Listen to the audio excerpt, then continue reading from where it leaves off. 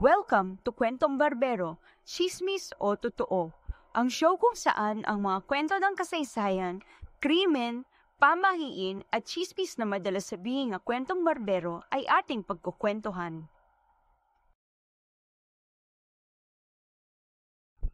Ako si Marites Historian. Sa ating channel, hindi lang chismis kundi pati mga misteryo ng nakaraan, pamahiin, krimen at kasaysayan Pilipino ang ating pag-uusapan.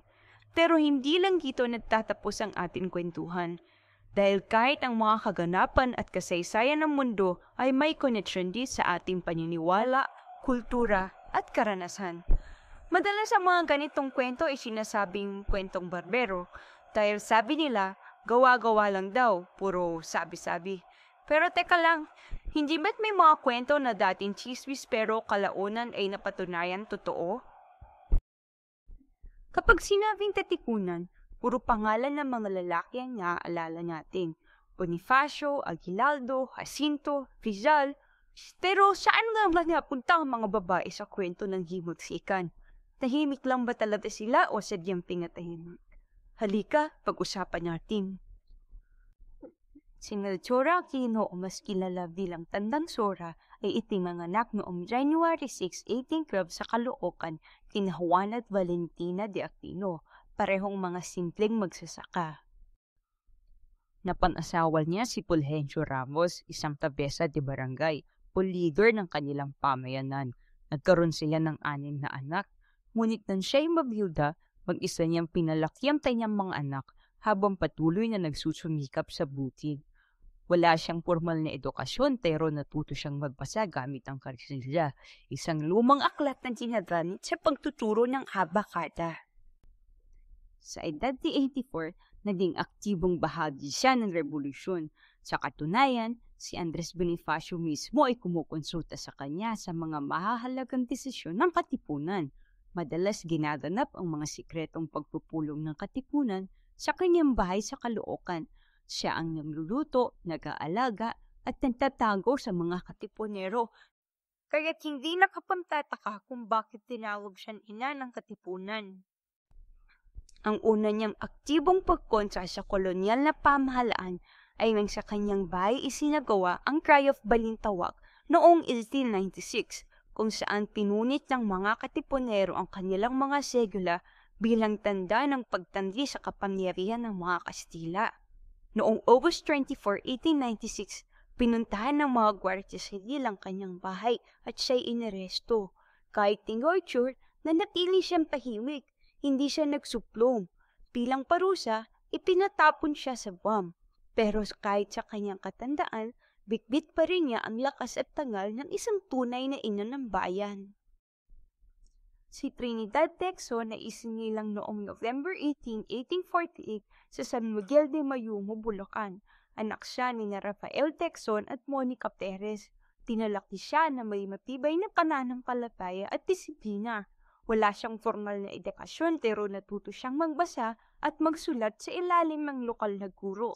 Mas lalo siyang naging kilala sa kanilang lugar, hindi lang dahil sa talino, kundi dahil na rin sa tapang. Bihira sa babae noon ang marunong humawak ng baril, pero si Trinidad sanay sa armas. Marunong din siyang makipagbudo at sumakay sa kabayo. Siya ay 47 years old nang sumali sa revolusyon. Hindi lang siya tagapagdala ng mensahe o tagaluto, aktwal siyang lumalaban sa labanan. Isa siya sa iilang babae na sumama sa sandatahang labanan ng mga katipunero. Isa sa mga pinakatanyag niyang naging bahagi ay ang labanan sa Biak na Bato. Dito siya naging kilala bilang ina ng Biak na Bato. Kabilang sa kanyang pinakamainit na engkwentro ang pagsalakay sa courthouse ng Caloocan Rizal, kung saan matagumpay siyang nakakuha ng maraming sandata kasama ang 3 niyang kasama. Sumunod dito, namuno siya sa 5 kalalakihan para kumuha pa ng armas mula sa isang bilangguan sa San Isidro, Nueva Ecija.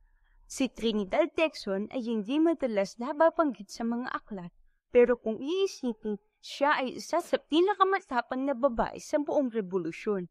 Sa panahon na bawal ang babae sa digmaan, siya mismo ang naging mandirigma.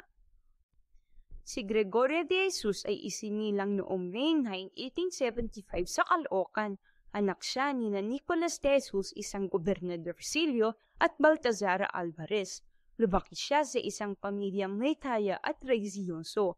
Maaga siyang natutong magbasa at magsulat at pinag-aral siya sa Colegio de Immaculado Concepcion sa Maynila. Isa sa mga paaralan para sa kababaihan noong panahon ng mga Kastila. Sa edad ng 18, nakilala niya si Andres Bonifacio at kahit tutol sa kanilang relasyon ng kanyang mga magulang, pinili niyang sundin ang tibok ng kanyang puso. Noong July 7, 1893, ikinasal sila sa isang seremonyang Katoliko sa Binondo Church at sa parehong araw na iyon ay isinama siya ni Bonifacio sa katipunan. Hindi lang siya maling asawa ng Supremo, naging aktibo pasati siya ng kilusan. Siya ang nagtatago at nagdadala ng mga dokumento at gamit ng katipunan. Kapag may panganib, itinatago niya ito sa ilalim ng puno o kaya naman ay silibinan, kung minsan sa kanyang katawan. Siya ang naging tagapangalaga ng mga lihim ng katipunan. Siya rin ang nagtatag ng sanay ng kababaihan sa katipunan. Bilang lakambinik, hinikayat niya ang iba pang kababaihan na lumaban, hindi lang bilang asawa o ina, kundi bilang revolusyonaryo. Noong dumating ang trahedya ng daptin at patayin si Andres Bonifacio, hindi siya kumigil, patuloy siyang lumaban. Sa gitna ng digmaan, hinuloy niya ang laban, para sa asawa, para sa bayan, at para sa kinabukasan. Si Oriang sa mata ng marami ay asawa ng Supremo. Pero kung iintindihin natin ng mas malalim, siya mismo ay isang Supremo rin. Si Marina Dizon ay ipinanganak noong July 18, 1875 sa Tondo, Maynila. Isa siyang anak ng revolusyon dahil ang kanyang ama na si Don Faustino Dizon ay isa sa nagtatag na katipunan at ang kanyang tiyuhin ay walang iba kundi si Emilio Jacinto, ang utak ng katipunan. Bata pa lamang si Marina, lumaki na siya sa isang pamilyang may matinding malasakit sa bayan. Nag-aral siya sa La Concordia College, sa isang Kristiyorsong paaralan para sa mga kababaihan noong panahon ng mga Kastila. Marunong siyang magbasa, magsulat, sumugtog ng instrumento at magsalita ng matalino. Pero higit sa lahat, matatag ang kanyang paninindigan. Ikinasal siya kay Jose Toriano Santiago, isa ring katipunero. Pero tulad ng iba pang bayani, hindi naging madali ang buhay nila. Nang mapagkamalan si Jose bilang kasabwat sa himagsikan, siya'y pinatapon at si Marina ay maiwan upang muling bumangon. Noong simula ng katipunan, isa siya sa iilang kababaihang pinayagang makapasok. Kasama siya sa mga unang miyembro ng sanggunian ng kababaihan ng katipunan. Sa mga pulong, tinuturo niya sa ibang miyembro ang mga kodigo at kasaysayan ng kilusan. Isa siya sa mga naging living archive. Kabisado niya ang mga passwords, rituals, at simbolo ng katipunan. Nang mabunyag ang katipunan noong 1896, alam niyang delikado na. Kaya ang una niyang ginawa, sinunog ang lahat ng dokumentong hawak niya, mga pangalan, tala, lihim na listahan, para hindi ito mahulog sa kamay ng mga Kastila. Isang desisyon na maaaring magbunsod ng parusa, pero ginawa niya ito para mailigtas ang iba. Si Marina Dizon ay tahimik, ngunit matindi ang tapang, hindi man siya madalas mapagbit sa kasaysayan, pero sa bawat lihim na nailigtas, sa bawat dokumentong sinunog para sa ikabubuti ng bayan, nandoon ang kanyang pangalan. Si Teresa Manbanwai Ferraris ay ipinanganak noong October 13, 1868 at mas kilala siya bilang Visayan Joan of Arc, isang babaeng mandirigma na hinat padaig sa kahit sinong kalaban. Tuwang Iloilo, anak siya ni na Don Juan Magbanwa na isang hukom at ni Doña Alejandra Ferraris na lula naman sa prominenteng pamilya. Ang kanyang lolo ay si Captain Benito Ferraris ay kilala rin sa kanilang bayan. Nag-aral si Teresa sa Colegio de San Jose sa Haro, Iloilo at kumgwapa ng master's degree sa University of Santo Tomas sa Maynila, isang pambihirang tagumpay para sa babae noong panahon ng mga Kastila. Pagkatapos ng kanyang pag-aaral, bumalik siya sa Iloilo at nagturo bilang guro. Ngunit nang siya ikasal kay Alejandro Valderas, tumigil muna siya sa pagtuturo upang maging may bahay. Ngunit nang sumiklab ang Philippine Revolution, hindi siya nanatili sa bahay. Sumama siya sa kanyang mga kapatid sa pakikipaglaban sa mga Kastila. At sa kalaunan, siya na mismo naging leader ng mga revolusyonaryong tropa sa Visayas.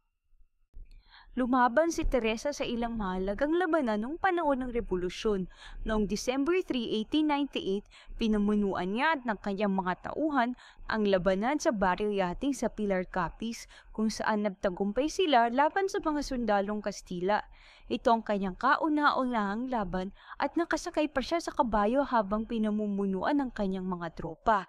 Dahil sa kanyang katapangan sa labanan, binansagan siya bilang Visayan Joan of Arc.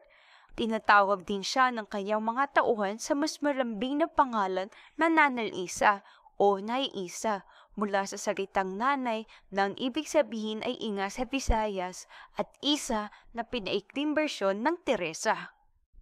Sa bawat pahina ng kasaysayan, mga pangalan ng lalaki ang madalas nating nababasa. Pero sa likod ng mga laban ay nandoon din ang mga kababaihang katipunera.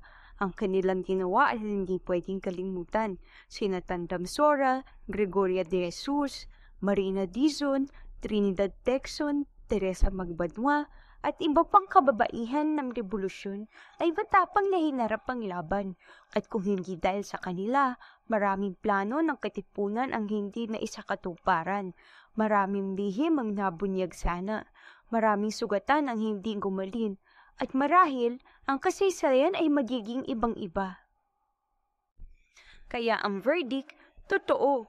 Totoong hindi lang mga lalaki ang lumaban para sa bayan. Ang mga babae na katipunan, sila ang diwa ng himagsikan. Tahimik kumilos pero matatag. Hindi sila kwento lang, sila ang kasaysayan mismo. Ayan mga kamarites, natapos na ang ating kasaysayang kwento. Sa channel na ito, pag-uusapan natin hindi lang ang mga sikat na bayani, kundi pati ang mga misteryo ng krimen, kababalaghan, pamahiin, at syempre ang mga tinatawag nating kwentong barbero. Kung may gusto kayong ipaimbestigang kwento, comment lang. Huwag kalimutang mag-like, share at subscribe. Ako si Marites Historian at ito ang Kwentong Barbero, Chismis o Totoo.